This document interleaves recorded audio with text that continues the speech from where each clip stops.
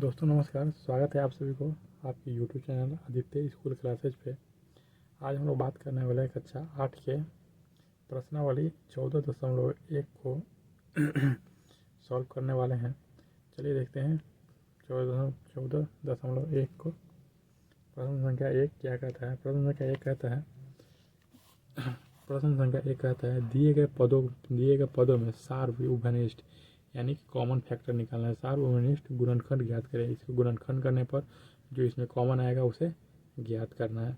चलिए दोस्तों, तो यहाँ पे क्वेश्चन दिए हुए हैं 9y 27। इस सबको हमने कॉपी पे नोट करके सॉल्व करते हैं। आइए कॉपी पे सॉल्व करते हैं दोस्तों।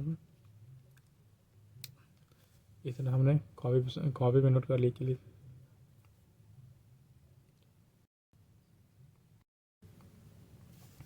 यही प्रश्नावली 14.1 क्या है? क्लास 8वां क्लास के 14.1 को सॉल्व करते हैं।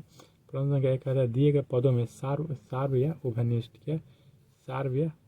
गुणनखंडों द्वारा ज्ञात कीजिए। गुणनखंड के माध्यम से हमें क्या निकालना है? सार्व निकालना है, उभयनिष्ठ जो इन दोनों में जो कॉमन होगा उसे निकालना है। आइए सॉल्व करते हैं। तो एक में कहता है प्रश्न संख्या 1 का एक कहता है 9y और 27। 9y और 27 यहाँ पे लिखते हैं 9y। 9y के गुणनखंड क्या? तो 9 का गुणनखंड क्या होगा? 3 गुने 3 और y का y होगा। वहीं पे 27 का निकालते दोस्तों, तो 27 का क्या लिखेंगे? 3 गुने 3 गुना 3, 3 3 9 9 3 27। गुना में कुछ y नहीं है, x नहीं है, तो इतना ही होगा। अब इसमें जो कॉमन होगा उसे नोट कर देंगे। तो कॉमन क्या है? 3। ये वो 3 मिल रहा है दोनों में, और ये 3 मिल रहा है। तो यहाँ पे हो जाएगा सार्व गुणनखंड बराबर 3 गुना में 3, यानी कि 9 इसका आंसर हो जाएगा। तो बी देखते हैं। बी में कहता है 5x और 25x। 5x को दोस्तों तो सॉल्व करेंगे तो 5x को, तो यहाँ पे 5 गुना में x, वहीं 25 के लिखेंगे 25x को, तो 25 का क्या लिखेंगे? 5 गुने 5 5 25, 5 गुने 5 और x। तो इसमें दोस्तों सार्व हो जाएगा सार्व गुणनखंड सार्व गुणनखंड बराबर, एगो 5 मिला दोस्तों, तो एक 5 और एगो x मिला इसमें, तो 5 और x, एगो 5 हो जाएगा, एगो x गुना करेंगे क्या हो जाएगा? 5x। ये हमारा आंसर हो गया। वहीं दोस्तों सी के बात कर ले। सी में 7a और -14ab। तो 7a को तोड़ते हैं, 7a को, तो 7 गुने 1 गुना में b, वहीं पे -14a। b को तोड़ते हैं तो -2 गुना में 7 गुना में a गुना में b, ये हो जाएगा दोस्तों। तो इसमें सार्व गुणनखंड निकालेंगे, तो सार्व गुणनखंड 7 मिल रहा है दोस्तों, तो 7 लिखेंगे। 7 गुना में a मिल रहा है दोनों में, तो a लिखेंगे, a और b भी मिल रहा है तो b लिखेंगे, a गुने b। तो यहाँ पे हो जाएगा 7ab इसका राइट आंसर। क्या? 7ab। दोस्तों एक का डी नंबर देखते हैं। एक का डी क्या कहता है? -16x² y², -x² y² z², यानी कि इसमें और इसमें कॉमन क्या होगा उसको निकालना है। चलिए दोस्तों पहले लिख लेते हैं -x² y²। इसका गुणनखंड करेंगे तो दोस्तों तो इसका हो जाएगा -2 गुने 2 गुने 2 दूनी 4 दूनी 8 दूनी 16 गुना में x², यानी कि x 2 बार, और y का भी स्क्वायर है, यानी कि y भी 2 बार। दोस्तों अब इसका गुणनखंड करेंगे तो इसका क्या है? -x² y² और z²। तो इसको तोड़ते हैं तो -x गुना में x गुना में y गुना में y गुना में z गुना में z। तो इसका सार्व गुणनखंड क्या हो जाएगा? सार्व गुणनखंड दोस्तों यहाँ पे माइनस दोनों में कौन है, तो यहाँ पे पहले माइनस लिखेंगे। यहाँ पे x और x, 2 गो x इसमें और 2 गो x इसमें, तो दोनों x लिखेंगे, तो x गुना में x। तो यहाँ पे y कॉमन है दोनों में, तो यहाँ पे लिखेंगे y गुना में y। यहाँ पे 2 इसमें है, इसमें 2 नहीं है तो 2 नहीं होगा। z इसमें है, z इसमें नहीं है तो जो z भी नहीं होगा दोस्तों। तो इतना ही कॉमन आया, तो यहाँ पे इसको गुना कर लेते हैं। -x में x से गुना करते x², y में y से गुना करते y²। स्क्वायर। ये हमारा सारा गुणनखंड निकल के आ गया। दोस्तों इस तरह हमने डी का भी आंसर आ गया।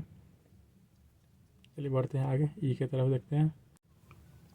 दोस्तों ई देखते हैं, ई में कहता है 17x को 102y, 17x को 102y देते, 17x को तोड़ते हैं तो हो जाएगा 17 गुना में x, और 102 को तोड़ेंगे दोस्तों 102y, तो 17 गुना में 6, 17 छक्का 102 होता है, 17 गुना में से 6 गुना में y।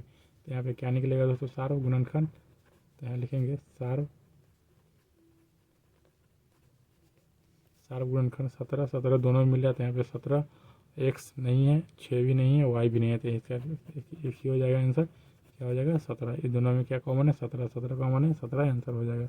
तो वहीं f की बात कर ले। f में कहता है 11 x y z और 100 z, x y z और 100 z, इसका गुणनखंड करेंगे।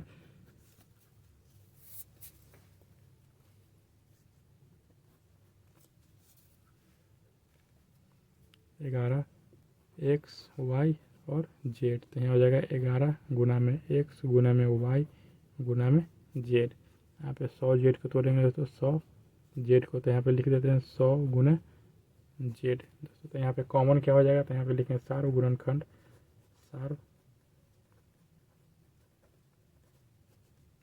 सार्व गुणनखंड बराबर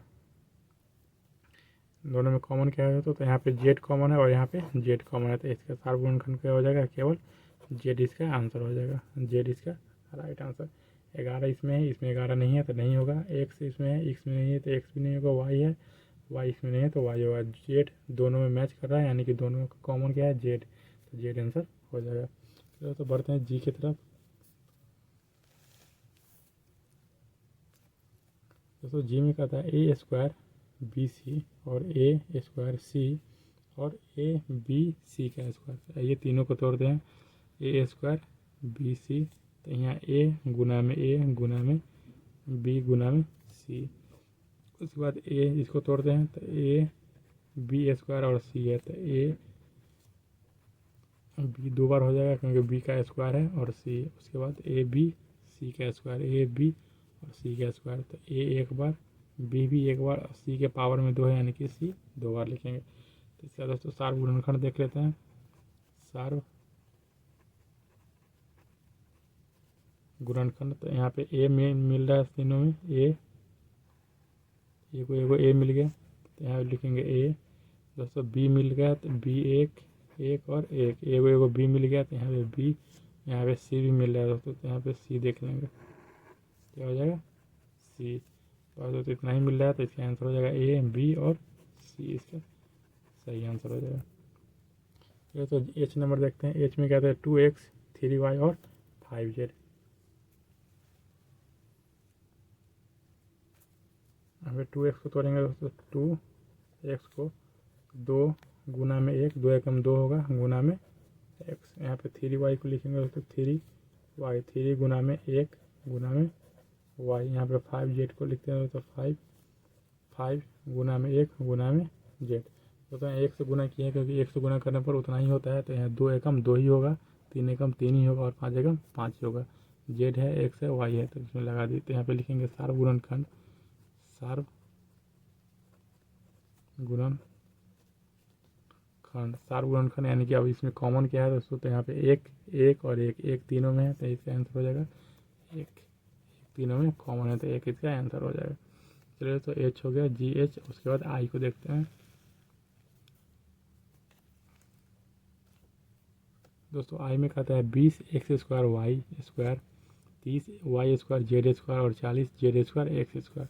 आई इसको देख के गुणनखंड करते हैं, तो 20 एक्स स्क्वायर वाई स्क्वायर, तो 20 को क्या लिख सकते हैं दोस्तों, 2 गुने 10 गुना में एक्स 2 है तो एक्स गुने एक्स, गुना में वाई 2 है तो वाई गुने वाई। उसके बाद 30 को लिखेंगे 30 क्या है वाई स्क्वायर और जेड स्क्वायर, 30 को 3 गुने 10 लिखते हैं, 3 9 के 30, 3 गुने 10। वाई 2 को है, वाई के पावर 2 यानी कि वाई 2 बार, वाई गुने वाई। उसके बाद जेड 2 बार तो जेड गुना जेड। उसके बाद इसको सॉल्व करते हैं, गुणनखंड करते हैं 40 जेड स्क्वायर एक्स स्क्वायर को, 40 जेड स्क्वायर और एक्स स्क्वायर, तो 40 को क्या लिखते हैं 4 गुने 10 गुना में जेड दो है तो जेड गुने जेड और एक्स स्क्वायर है तो एक्स गुना में एक्स। तो इसका सार गुणनखंड देख लेते हैं।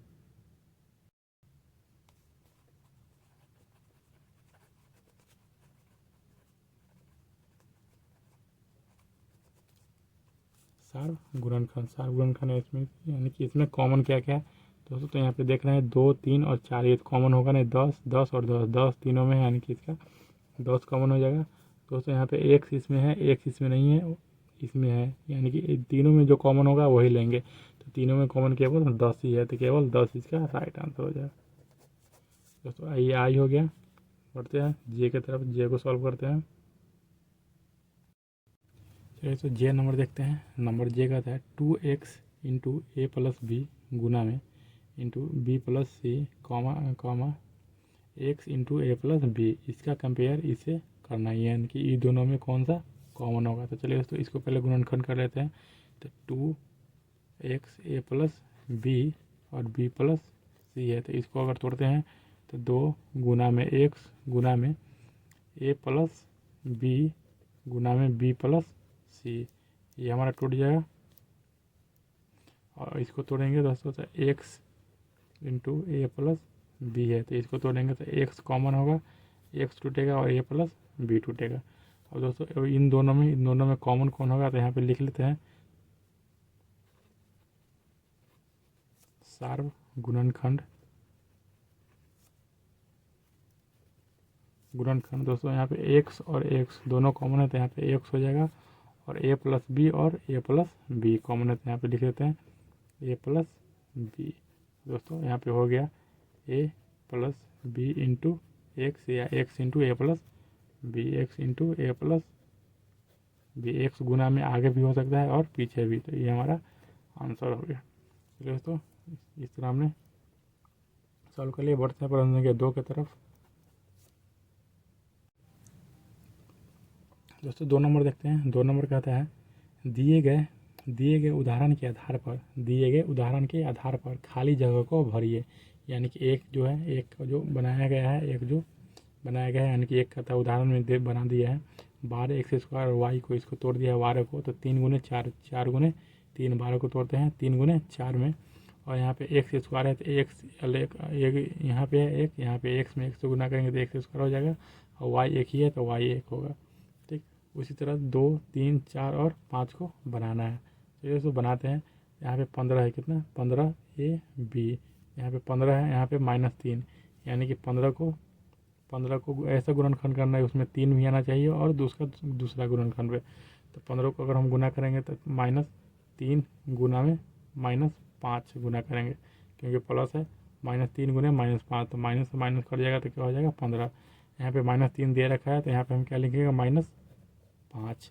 तो यहाँ पे ए और बी कुछ नहीं है, तो यहाँ पे ए बी इसमें है, तो ए बी इसमें लगा देते हैं, तो क्या हो गया -5, ए बी इसका राइट आंसर। -5 में -3 से गुना के तो माइनस कट गया, 5 दिए 15 और ए बी हो गया। ठीक, उसी तरह 3 नंबर बनाते हैं। तो 3 नंबर में है माइनस में 20 एक्स वाई दोस्तों। तो यहाँ पे 2 तो दिया है, तो गुणनखंड किया हुआ है, तो -2 एक्स वाई लिख दिया है। तो -2 में कितना से गुना करेंगे कि 20 हो जाए, तो -2 में 10 से गुना करेंगे, क्या 10 से गुना करेंगे तो 20 हो जाएगा। तो यहाँ पे देखिए 10 गुने 2, तो 10 दूनी 20, माइनस है तो माइनस आ जाएगा एक्स वाई, तो यहाँ पे हो जाएगा 10 आंसर। उसी तरह 4 नंबर बनाएंगे दोस्तों। 4 नंबर में 40, तो यहाँ पे 20 पहले से लिख दिया है, 20 में कितना से गुना करेंगे कि 40 हो जाए, तो 20 में 2 से गुना करेंगे। ठीक, यहाँ पे माइनस है, यहाँ पे माइनस नहीं है, तो इसमें माइनस लगाएंगे ताकि माइनस गुना हो तो प्लस बन जाए। ठीक, यहाँ पे 20 केवल 20 दिया है, तो यहाँ पे चर लिखेंगे, तो यहाँ पे चर हो जाएगा हमारा एक्स स्क्वायर और y square. -2 x square y square में 20 से गुना करेंगे तो कितना होगा 40। उसी तरह दोस्तों यहाँ पे 27 है, 27 में यहाँ 3 दे दिया है, तो यहाँ पे 9 से गुना करना होगा। 9 9 27, ए बी यहाँ पे है, सी यहाँ पे ए बी सी है, इसमें सी नहीं दिया, तो यहाँ पे क्या लगाएंगे सी, 9 सी आंसर हो जाएगा दोस्तों। इस तरह हमने 2 को भी सॉल्व कर लिया। मिलते हैं अगले वीडियो में। जय हिंद, वंदे मातरम।